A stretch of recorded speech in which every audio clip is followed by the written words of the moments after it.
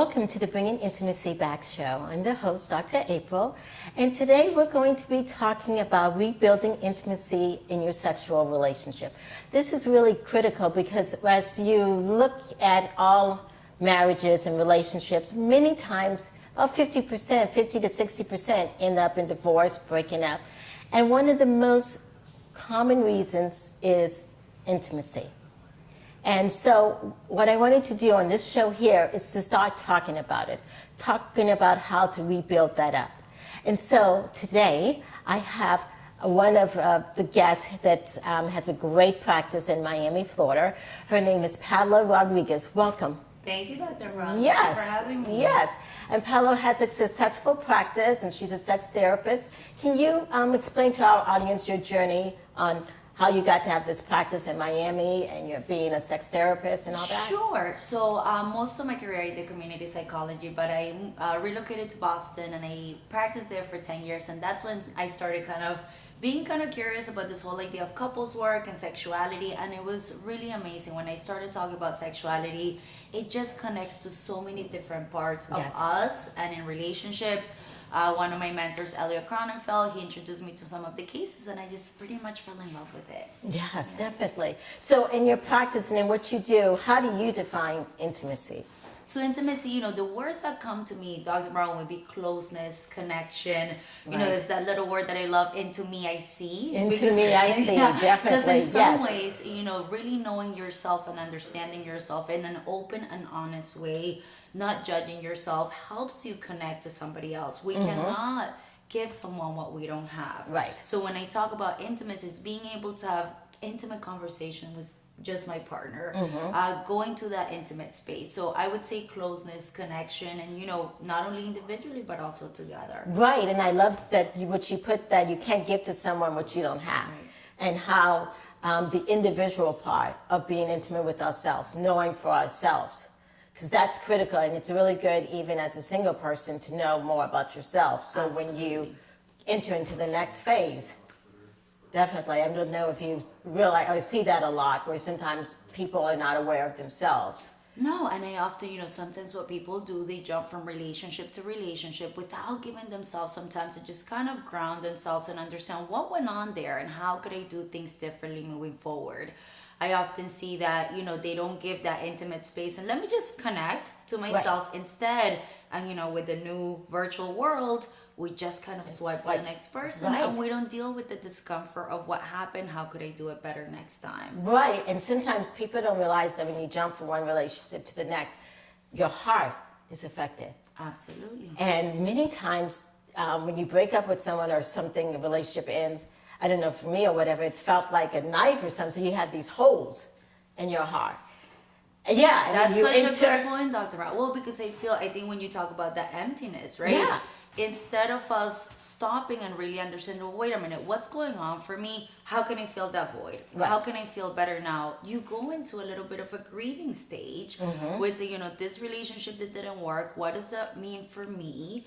What does it mean for me moving forward? So giving yourself the time and space to fill that little holes on your own, not with just the next person that comes in, because your heart is still hurting. Right, definitely. Because I think when you enter into a relationship, it should have a clean heart. Right. A clean heart.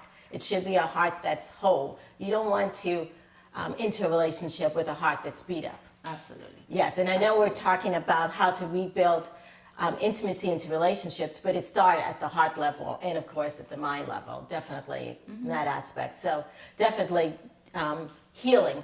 Healing. Right. From one relationship to the next before you enter into another relationship. And hurting is part of healing. Right? You gotta hurt. The only way to get out of your pain is to go through it. There's no other way.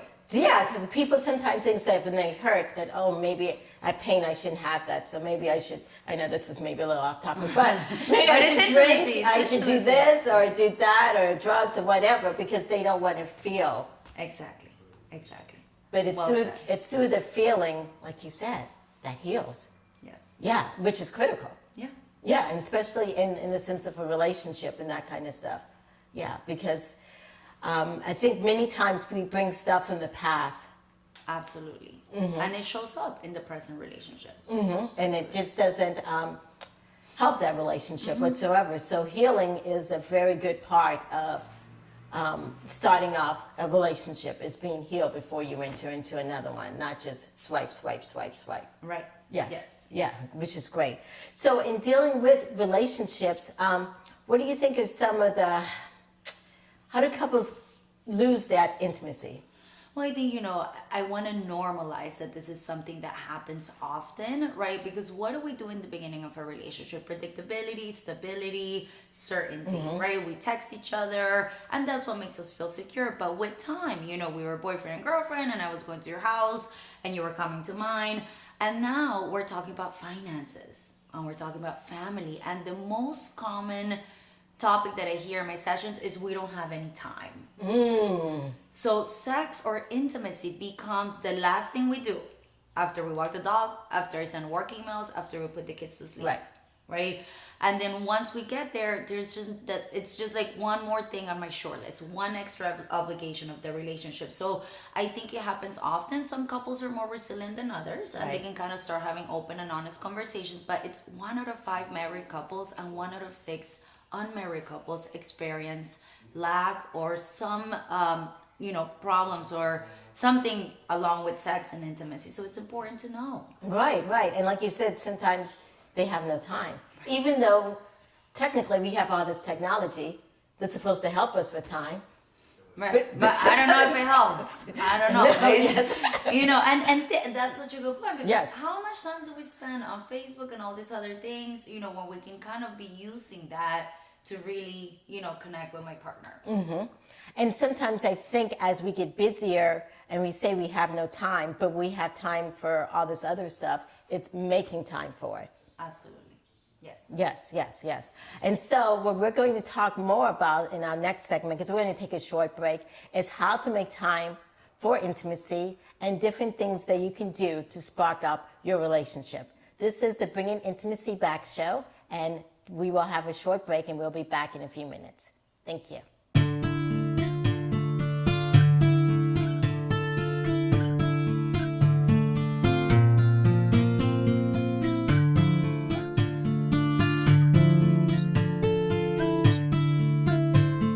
Welcome to the Bringing Intimacy Back show. Today we've been talking about how to rebuild intimacy into your relationship.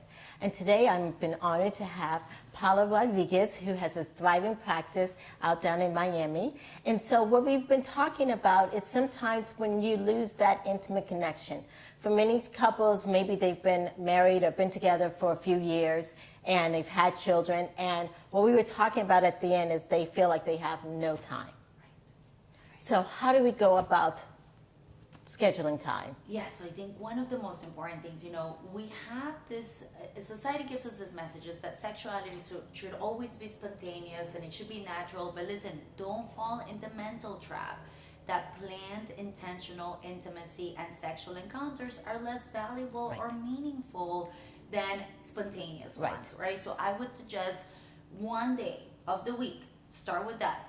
This is our intimacy night, where we get a babysitter, where, we go somewhere, just changing environments or scenery, something that's a little bit different. I'm not talking about 50 Shades of Grey, I'm talking about just changing a little something, whether it's environment.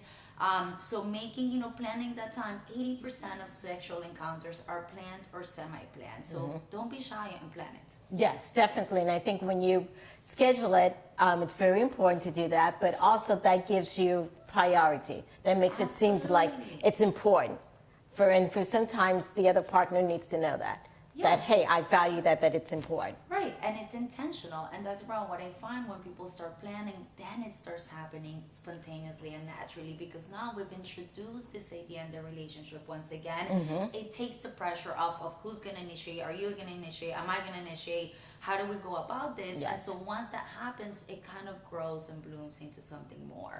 Okay. And since you just mentioned about initiating, for sometimes that may be difficult, especially for females. Oh my God! So initiating is one of the common topics that I have in my your practice. My practice.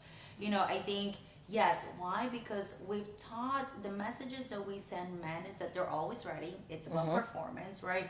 Women are more I hide, or I think, and I wonder. I know you said females, but I find that, in my practice, I see both. Both, that's right? true. But men are more willing to initiate. But I Right. think, we also have to be aware, what are the gender differences? Right. when it It's comes what to we've sexuality? taught girls and what we've taught boys, how it's Yes. different. And how are we initiating? Because masters are like, hey, you want to have sex? Yes. Hey, poke it around. No, it doesn't go that We way. have to get her interested in this space. Remember, desire, it's about the imagination. Right. Right? So a gesture or a look can be seductive and can initiate something without being in the bedroom just yet. Right. Or even throughout the day, because we're busy sending sweet little texts throughout the day, just encouraging and empowering each other about the love that we have for one another. Absolutely. Definitely. Yes, yes, yes. And in some relationships, maybe they have the time, but they're struggling on what do we do? They're struggling, they're thinking it's a terminology that I use, it's vanilla. Yes, so do fantasies, toys, what are your thoughts on all that kind of so stuff? it's funny, vanilla, people, hey, vanilla sex, vanilla's a good flavor, right? Yes, but yes. when people want to do something a little bit different, I always encourage people to really play with the senses, right? Whether it's an erotic massage without intercourse, right? We forget to use that power of touch, adding a blindfold. It really, just starting a blindfold, whether it's a massage or an interaction, really changes the Right, experience. because when your eyes are closed, your other senses are heightened. Yes. Yes, yes. A visual, right? If she or he wears something that the other person likes. And toys, I am pro toys. However, I often hear men say, oh, I got her a toy. I would encourage for you to go together. Right. Whoever, right? Go together and see what works. And to what we were talking about earlier, that we have to know ourselves. I need to know my roads before I can take you on my map, right? I need to know what I like and enjoy so that I can communicate that to you. Yes, definitely. So all those things are things that are, that would be a way to kind of spark a little bit of that intimacy once again. Yeah, definitely. And when you were saying you have to know yourself, I've seen sometimes that couples, the person didn't know themselves very well, and they started doing these things, and then something happens from their past, like trauma. Yes. Yes. How does that interfere in the sense of the intimate relationship if a trauma has happened in the past? Well, what we know about trauma, right? What we know about trauma is it's about the senses, right? A certain smell can be very powerful and kind of take you back to that place. I would encourage at that point, it's important to kind of just stop, ground yourself, and work through the trauma first, because we can re-traumatize ourselves in our primary relationship. We can, yes. So it's really, really important to be aware, to listen to yourself, not continuing something that does not feel right. Right. So I think when it comes to, it's about the senses and just making sure that you're taking care of you. Right. And also in those situations, a partner has to be understanding and patient. Absolutely. And Because that I've seen it's some really difficult and sad cases where the person doesn't understand. And if there's a cultural message that women are supposed to have sex with their man no matter what, imagine chaos. And so I think it's really important to have someone that's understanding, being able to explain what this means and how come this is presenting for me now. Right. And there has to be a deep level of trust in order to be able to do that. So as I'm thinking, what if there's an individual who's had a sexual trauma previously, and this thing caused them to remember it? Should they talk it over with someone privately? Should they talk it with their partner right away? What do you think in that situation? I think for starters, if you have a bodily reaction, if something is happening in your body and in your mind, stop, right? Stop, and in that moment, if you feel comfortable enough to share with the person, we got to give them a narrative though. There's this thing happening, I don't know how to go about it, but I need to explore it on my own, whatever you prefer. Right. Or if the person feels like this is a trustworthy relationship and I want to be able to share this with you to kind of let you into my life and understand me better, then we can do it that way too. Right, definitely. But one of the most important things is not continuing to do something that doesn't feel okay for you. Right. And like you said, communicate. Because if you don't communicate, sometimes your partner think it was something he or she did. Yes, and listening. I'm sure we're going to talk more about listening, but listening. Yes. Listening is critical in the sense of the communication, because it's not only about you, but listening what makes your partner feels good. Absolutely. What's comfortable for your partner and that kind of stuff. So we are going to, this was just such a fabulous conversation, yes. We're going to take a short break, because when we go back, we're going to come back, talk about listening, but also to give us some tools for our audience members who are wanting to rebuild intimacy in their life. Awesome. This is the Bringing Intimacy Back show, where intimacy is real.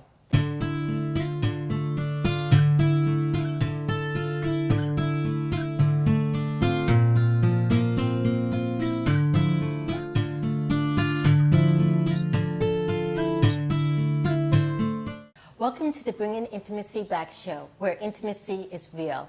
And so today we've been talking about rebuilding intimacy in your relationship. And today we have on our show Paula Rodriguez. She has a thriving practice down in Miami, Florida. And so as our audience members have been listening to what we've been talking about, can you provide us with some tools on how they can rebuild intimacy into their relationships? Absolutely. So first, finding the language to talk about it, having open and honest conversations about what we like and what we dislike. One little exercise that I do with my couples, I'll make it really simple so the people out there can actually use it. You each take an index card and you write 3 pleasing, intimate behaviors that you would like more of. It's kind of like a strength-based approach. Okay, yes. Right? Not including intercourse. Right. So something intimate. Each of you write 3, and then you exchange and talk about it. Okay. Why do you like this? Why is this interesting? And from then, we can kind of have deeper conversations. Also, there's a lot of apps out there. You guys can do Intimacy Builder, Gottman, who there are a couple that do a great couples work. Yes. They have great questions just to get to know each other more. Remember, don't think of the word intimacy so connected to sex. It is, but it's also about curiosity. Mm-hmm. Desire is about the imagination. And when we know each other for so long, we stop wondering. Don't stop wondering. Yes. Right? So this kind of starts these conversations around intimacy. Right, definitely. But also is a great resource is your website. Yes. So livediscoverypsych.com, and I also do educational videos actually on Instagram on Live Discovery Psych. I talk a little bit about the importance. Is one of the last blogs that I wrote is my romance a thing of the past, and I talk about some tips to really get that connection back in the relationship. Right. And one of the things that I'm sorry that I forgot to mention earlier, but she is bilingual, so she has a lot of resources that are out there in Spanish. Hablo español. Yes. It's even on your website and stuff. So I really wanted to say that out. Thank you, Dr. Yes. And culture, I think you talked about this earlier, that unfortunately our culture, we still have a lot of stigma about going to someone and talking to someone. So, understanding, feeling comfortable with someone that understands the cultural piece of all this work. Yes. So I would like to thank you so much for being on the show, because today's topic about rebuilding intimacy is very, very critical for couples out there, couples who are struggling. And I want them to know that there's resources out there. You don't have to be in a lifeless marriage or a marriage where you guys don't talk, don't connect, one sleeping in room A, one sleeping in room B, and you're like, oh my gosh, I have 18 more years? Or yes, we don't. And especially here at the Bringing Intimacy Back, we don't want you to have to suffer. There's a lot of resources out there. And you just need to find the resources. And that's in what we talked about in one of our earlier segments. It's really important to make sure that you find the right therapist, because a therapist is really a good way to help. But the right therapist that fits for something that you and your partner really enjoy with. Yes. Absolutely. And Dr. Brown, to your point, pain is part of life. Yes. We all experience pain, but suffering is optional when we're not talking about it, when we're fighting about it, when person A and person B, they're sleeping in different parts of the house. Mm-hmm. There's lack of connection. And for those of you who have kids, our kids are seeing that lack of connection. They know. Right. So there's a lot of value and worth of why really picking up the phone, sending an email, and getting the help that you need. Yeah, one thing I say to couples, especially when they have children, is this the kind of relationship you want your daughter to have? Is this the kind of relationship you want your son to have? And when they really think about that, they're like, maybe we need to do something definitely different. And that's such a great question, Dr. Rowe, because you take them out of their stuff for a little bit and Yes. kind of reflect in a different way. Yes, so that's really critical. Yes. Well, thank you guys so much for being on the Bringing Intimacy Back show. Thank you, Yes, Dr. I welcome you guys. I welcome you back anytime. Thank you. Yes, and this has been the Bringing Intimacy Back show, where intimacy is real.